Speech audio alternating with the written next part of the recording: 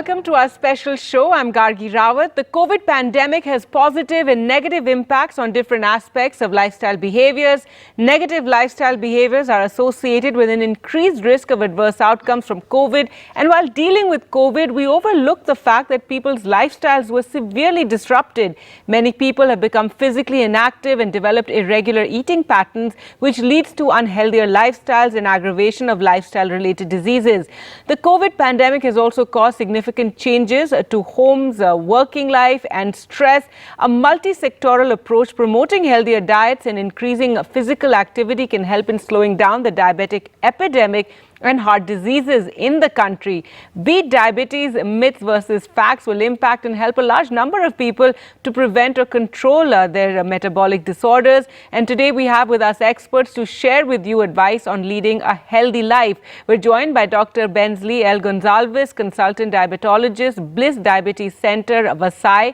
We also have with us Dr. Avadesh Kumar Singh, MD Internal Medicine, senior consultant physician and cardiologist, Buddha Hospital and Heart Care Center, Deoria, Uttar Pradesh, and Dr. Javed Ali Khan, consultant cardiologist, Ramakrishna Care Hospital, Raipur. Thank you so much, doctors, for joining us on the program today.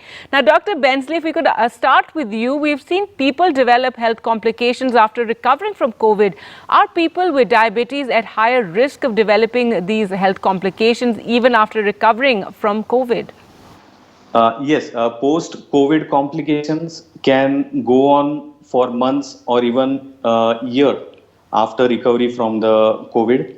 And it may range from life-threatening complications like stroke, myocardial infarction, that is paralysis or heart attack, or simple irritating cough.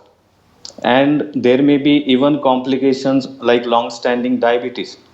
These diabetes can be either type 1, that is insulin dependent, or type 2, that is non-insulin dependent. But the primary issue here post-COVID is lack of immunity. And over and above that, a diabetic person is already prone to low immunity. So when our immunity is low, he or she will be more prone to superadded infections. Commonest will be like a severe urinary tract infections and a bladder infection called as pyelonephritis. There may be recurrent lung infections like pneumonia. There may be skin infections, and the one which we heard common, which was mucormycosis.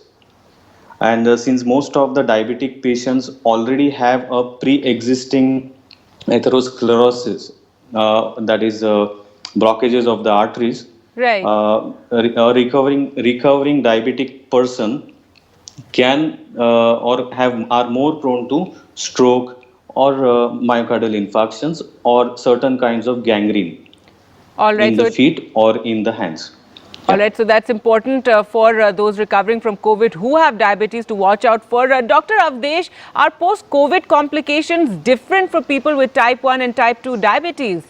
Post-COVID complications of type 2 and type 1 diabetes are certainly different to a large extent.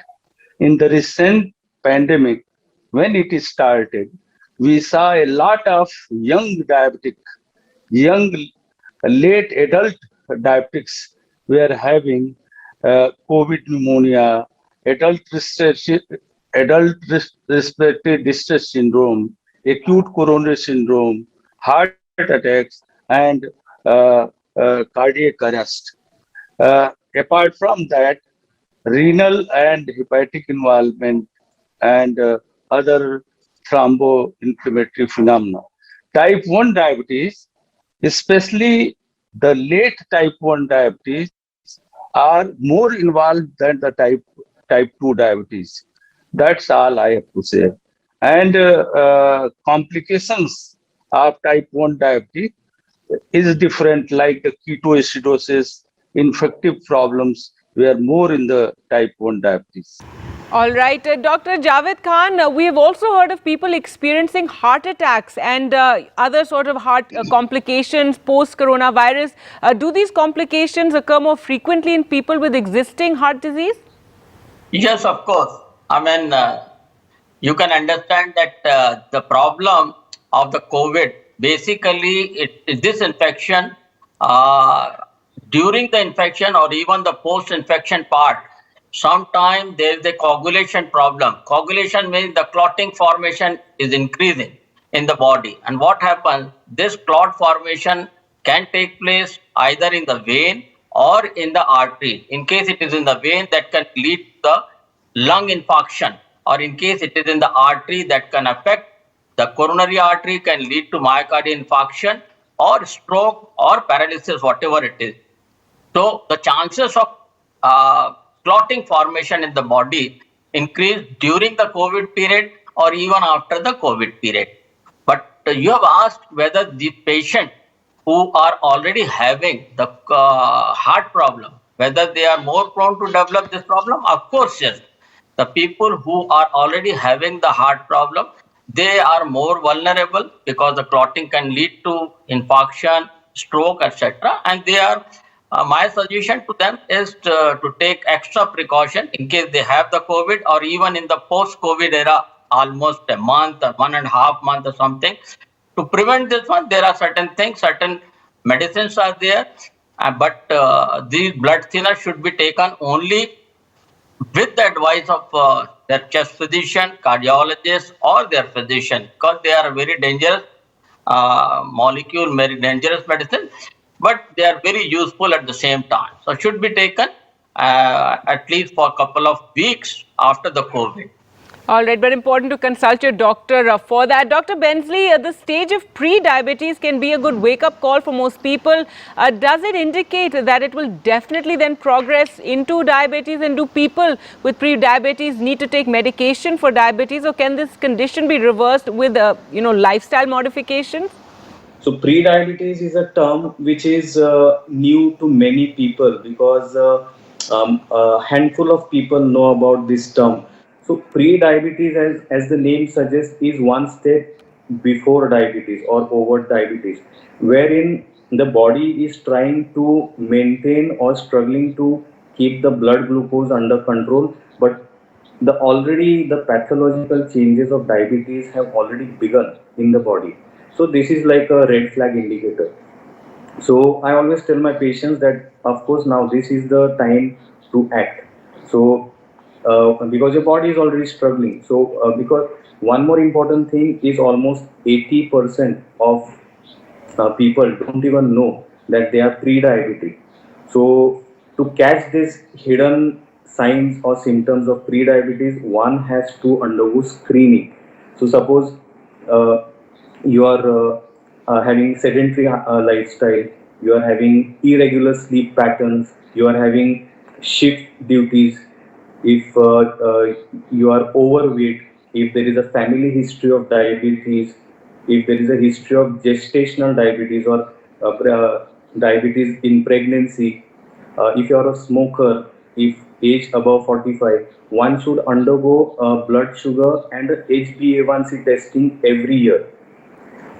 Then metformin is the drug which is approved for pre-diabetes, but only in certain high-risk cases. All right. But one take-home message will be, nothing works better than change in lifestyle. All right, so important points there, especially about maintaining your lifestyle. Dr. Avdesh Singh, people with diabetes have certain apprehensions regarding exercising. Is it true that blood sugar levels go higher after exercise, and why does blood sugar increase like that, and what steps should a person with diabetes take while they're exercising? People with diabetes who are exercising tends to have higher blood glucose level, because body defense mechanism start releasing counter regulatory hormones like the cortisol, adrenaline, glucagon. They as a result increase the blood glucose level. Secondly, the most important question, second part was what the precaution a person should take.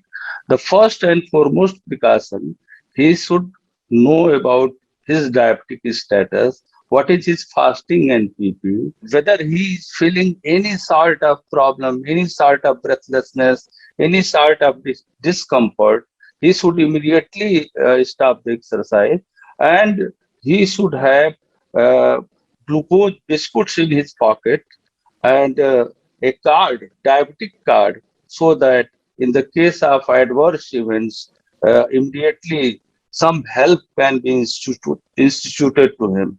All right, so that's very important to listen to signals from your body. Well, you're watching a Beat Diabetes Myths versus Facts. We'll slip into a short break and come back with more questions for our panel of doctors. Stay with us.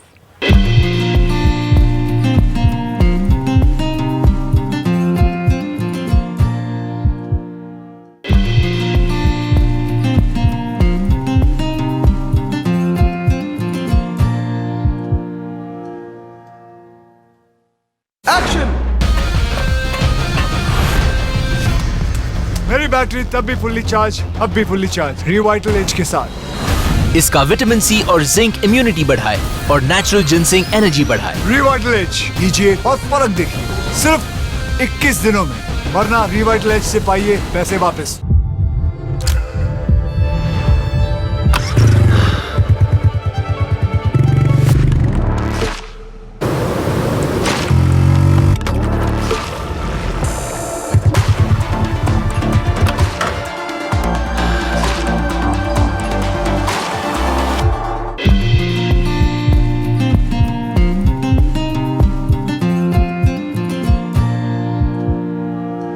Welcome back. You're watching Beat Diabetes Myths versus Facts, and we're talking to a panel of doctors about healthy lifestyles and how one can manage diabetes, especially if you've had COVID as well.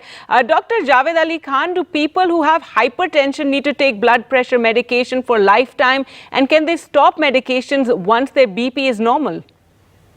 Gayatri, very pertinent question you have asked. Most of the people ask this question with us, whether in case I am starting the antihypertensive or hypertension medicine or for the blood pressure medicine, whether they should take it for lifelong or it is only a temporary. So my message to all those people who are looking at this channel, that most of the time they have to take this medicine for indefinite period. But this is not the rule. They must understand there are certain things which are creating the hypertension or high blood pressure into them. What are those? In case somebody is having the blood pressure, obesity, or weight is very high, and in case they can reduce the weight, then the chances of blood pressure being normalized are high. In case somebody is a smoker and he can quit the smoking, the chances of getting the normalized blood pressure or reduction in the blood pressure is seen. In case somebody's personality is very type 1 personality, Gayatri, you can understand the people are very apprehensive, very anxious, very laborious, and they are very active, hyperactive kind of personality. In case they can change their personality to some extent, the blood pressure can be normalized. And in certain cases, in case somebody is taking blood pressure medicine for a long time, suppose for years or so, and the blood pressure remains normal, even in those situations, the blood pressure set to a normal level even without medication. So the answer is most of the people require this medicine for the blood pressure for indefinite period or longer time, but many of us might reduce the blood pressure even without the medication, and the blood pressure medication can be stopped after some time. But always don't forget, always be in touch with your doctor, physician, and he will decide whether you need the medicine or you can stop the medicine. All right. Now, Dr. Bensley, some medications for diabetes need to be taken before meals. If you could explain why this is so and its significance. Also, if one forgets to take it before eating, can it be then taken during or after the meal? And in case a dose has been mixed, what does one do then? Actually, there are so many diabetes medicines which are available nowadays. So it will be either injectables or just tablets. But there are certain medicines like something called as the alpha glucosidase inhibitors. The commonest varieties, Voglibose, Acarbose. So these are the medicines which have to be taken before meals because their action starts only when they are in the stomach before the food goes into the stomach. So if one forgets, of course, this can be taken with the meal, with the first morsel of meal. There are other medicines like sulfonylureas like glimepiride, then gliclazide. So all these medicines may should be taken before meals, but if one forgets, can be taken after meals. And there are other medicines like the commonly used medicines like metformin, which is the bread and butter for diabetes. Metformin should be taken just before meals or with the meal, because it is very notorious. This drug is very notorious for causing gastric disturbance like gas or acidity. So if one forgets, can be taken immediately after meals. But one thing is certain: the tablets or medicines which are before meals are immediately before meals, or one which are after meals are immediately after meals. There is no waiting. Where one has to wait is certain insulins like Actrapid or the regular insulin. So there is a waiting time of 20 to 25 minutes before this insulin is administered, and we have our food. Certain other newer type of insulins like basal insulins, the commonest one used these days is Lantus or Tresiba. These kind of injections are not meal related. Those are time dependent. So one has to have a fixed time of taking these medicines.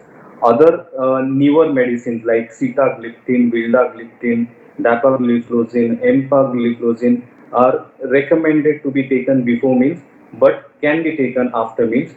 But what is more important is stick to a time schedule. If the medicine is planned by a doctor to be taken before meals, always take it before meals, unless and until in some emergencies, after consulting your doctor, can be taken after meals. And the most important is, do not miss your tablet. And certainly a big no is, you cannot double the dose of the medicine for your next meal, because that may cause a lot of fluctuations in the blood glucose. All right, so don't just double it after if you've missed one dose of your medication. Important advice there. Dr. Avdesh Singh, people may be suffering from symptoms of, common mood disorders such as depression and anxiety without realizing that variable blood sugar could be the culprit. Can an anxiety attack or severe anxiety raise blood sugar levels? Anxiety attacks can elevate the blood glucose level. The diabetics have multiple anxiety, like their monitoring of the blood glucose, like how to have the injections, apprehensions regarding the diet, and their disease status. So the anxiety certainly increases the blood glucose, and the people must take precautions that and measures so that they can control the anxiety by, if you are not feeling well, then take a break, or like you do deep breathing exercises, like you go out and take a few deep breath and relax. These can be these can be the simple measures which can prevent it having the anxiety. And certainly, if there is repeated attacks, they should consult doctors. Dr. Javed Khan, a cessation of smoking is one of the most important actions people who smoke can take to reduce their risk for cardiovascular disease. Does this reduce the risk of a heart attack immediately? And what are the long-term effects of quitting smoking? I think the government has worked very hard to stop the smoking. Lot of government campaign has taken place. But I think this is the time we should stop and we should change the slogan. We should not say that we should stop smoking. We should say that we should quit tobacco, use of tobacco in any form. What happened actually, because of the government campaign, a lot of people are aware about the smoking, bad smoking or something, but they have started using something different, like the use of tobacco in other form. Secondly, tobacco, I personally think, is one thing which can be done, where the tobacco cessation should be done with immediate effect, and this is one risk factor which will give the immediate relief. Suppose you stop stop smoking today, you can see the effect from day or the day tomorrow or day after or something else. Thirdly, in case you can stop the tobacco use in any form, smoking or khaini or gutka, I mean, chances of heart problem will reduce definitely many-fold. And this is one way we should stop the tobacco use in the population. All right. Well, thank you so much, doctors, for joining us on this program and answering all those questions about maintaining your health, about diabetes and heart health as well. Thank you so much. And thank you all for watching at home. Goodbye.